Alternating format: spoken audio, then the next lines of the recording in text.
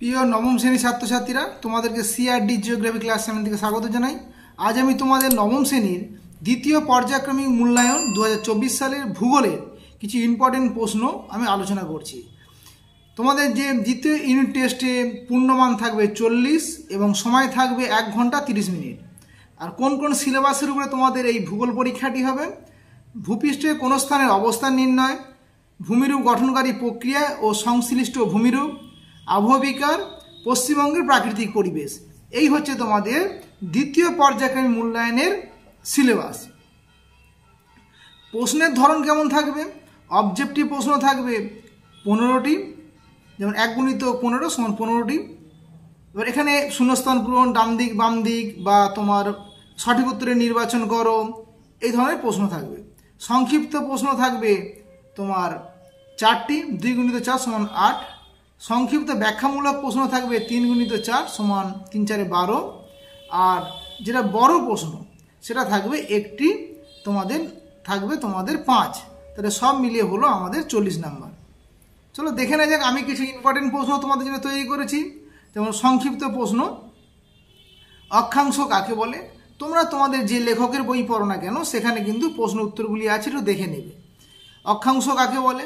প্রমাণ সময় স্থানীয় সময় কাকে বলে? আর প্রতিপাত স্থান বলিতে কি বোঝো? আন্তর্জাতিক তারিরেখা কাকে বলে? অন্তর্জাত প্রক্রিয়া বলিতে কি বোঝো? নবীন ও প্রাচীন ভঙ্গিল পর্বত বলিতে কি বোঝো? উদাহরণ তোমরা অবশ্যই দেবে। পামির মালভূমিকে পৃথিবীর ছাদ বলা হয় কেন? এটাও খুব ইম্পর্টেন্ট প্রশ্ন। মোনাডন কি? পুঞ্জিত ক্ষয় ও নগ্নিভবন কাকে বলে? জলবায়ুর সঙ্গে আবহবিকারের সম্পর্ক, মানে কি ধরনের জলবায়ু অঞ্চলে কি ধরনের আবহবিকার দেখতে পাওয়া যায়, এটা তোমরা লিখবে। অক্সিডেশন অথবা লোহায় মরিচা পড়ে কেন? এটাও ইম্পর্টেন্ট। জৈব আবহবিকার কিভাবে ঘটে? রেগোলিথ কি? এই রেগোলিথ কি? এটাও খুব ইম্পর্টেন্ট প্রশ্ন। তোরাই ও ডুয়াস বলিতে কি বোঝো? তাল, বরেন্দ্রভূমি, দিয়ারা বলিতে কি বোঝো? এখান থেকে একটা প্রশ্ন অবশ্যই আসবে। সুন্দরবন অঞ্চলের নদ নদীর 2টি বৈশিষ্ট্য লেখো। পশ্চিমবঙ্গের কোন ঋতুতে পশ্চিমী ঝঞ্ঝা এবং কোন ঋতুতে ক্রান্তীয় ঘূর্ণিঝড় আবির্ভাব ঘটে? আর ম্যানগ্রোভ উদ্ভিদের 2টি বৈশিষ্ট্য লেখো এবং উদাহরণ দিয়ে বৈশিষ্ট্যগুলো লিখবে। এই উত্তরগুলি তোমরা পরের ক্লাসে পাবে। তোমরা আমার চ্যানেলটিকে অবশ্যই সাবস্ক্রাইব করে নেবে। এবার আসি সংক্ষিপ্ত ব্যাখ্যামূলক প্রশ্ন। 3 নম্বর যে মানে থাকবে যে অক্ষাংশ ও অক্ষরেখার পার্থক্য লেখো। এটা খুব ইম্পর্টেন্ট। অক্ষরেখা দ্রাঘিমা রেখার পার্থক্য, এটাও ইম্পর্টেন্ট। আন্তর্জাতিক তারিরেখার প্রয়োজনীয়তা এবং এই আন্তর্জাতিক তারিরেখা কেন 180 ডিগ্রি দ্রাঘিমা রেখাকে অনুসরণ করেনি, এটা কিন্তু পরীক্ষায় আসতে পারে। মহিভাবক ও গিরিজনী আলোড়নের 3টি পার্থক্য লেখো। স্তূপ পর্বতের উৎপত্তি চিত্রসহ ব্যাখ্যা করো, উদাহরণ দেবে তোমরা। ক্ষয়জাত পর্বত ও সঞ্চয়িত পর্বতের পার্থক্য লেখো।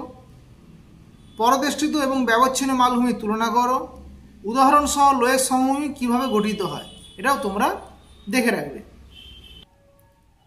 এবার আসি আবহবিকার ও ক্ষয়ীভবন অথবা যান্ত্রিক ও রাসায়নিক আবহবিকারের পার্থক্য লেখো। এখান থেকে একটা প্রশ্ন আসবে।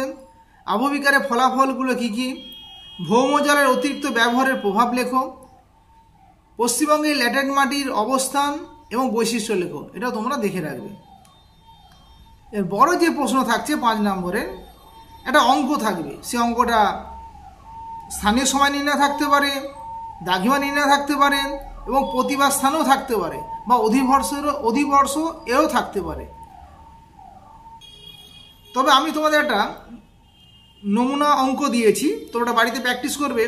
যে কলকাতা যদি অক্ষরেখা দেওয়া থাকে 22 ডিগ্রি 30 মিনিট উত্তর, বা দ্রাঘিমাংশ দেওয়া থাকলে 88 ডিগ্রি 30 মিনিট পূর্ব, যখন স্থানীয় সময় সকাল 10টা, শুক্রবার, তারিখ হচ্ছে 1 মার্চ 2012 সাল, তখন তার প্রতিবাদ স্থানের স্থানীয় সময় বার এবং তারিখ কিভাবে হবে, এই অঙ্কটি আমি পরের ক্লাসে তোমাদেরকে বুঝিয়ে দেবো এবং অঙ্কটি করে দেবো। তোমরা আমার ক্লাসটিকে লক্ষ্য রাখো। দ্বিতীয় প্রশ্ন, পাত সংস্থান তত্ত্বের ভিত্তিতে ভঙ্গিল পর্বতের উৎপত্তি লেখো। এটা তোমরা চিত্রসহ কিন্তু এটা ব্যাখ্যা করবে, এটা খুব ইম্পর্টেন্ট।